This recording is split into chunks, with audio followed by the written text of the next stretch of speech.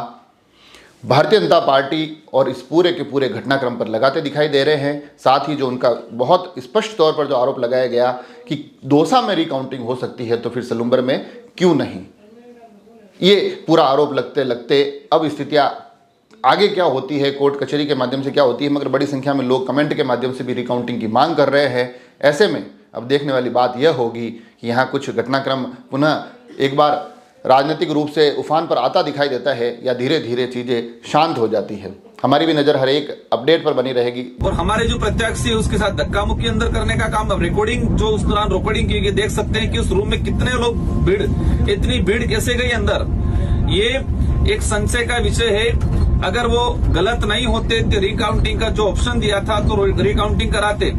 आज दौसा के अंदर बीजेपी हार रही है, वहां पर रिकाउंटिंग एक्सेप्ट किया, वहां पर 2 से 2.5 हजार का डिफरेंस रह रहा है, वहां एक्सेप्ट किया और यहाँ पर 1000 वोट का डिफरेंस रह रहा है और यहाँ पर एक्सेप्ट नहीं किया।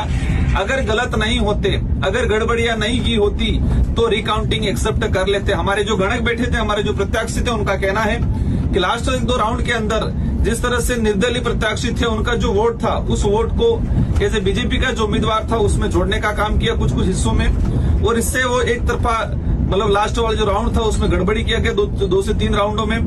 तो मीडिया के साथियों ने भी जिस तरह से वहां देखना चाहिए कि कितने लोग अंदर घुसे बीजेपी के एक साथ, उन्होंने क्या किया, इतनी भीड़ क्यों घुसी, सारे पदाधिकारी क्यों घुसे, रिकाउंटिंग अप्लाई किया था, अप्लाई एक्सेप्ट क्यों नहीं हुआ, ये सारा का सारा कहीं न कहीं ये मतलब क्लियर होता है कि ये गड़बड़ी हुआ है। जुड़े रहे राजसमंद एक्सप्रेस से, धन्यवाद।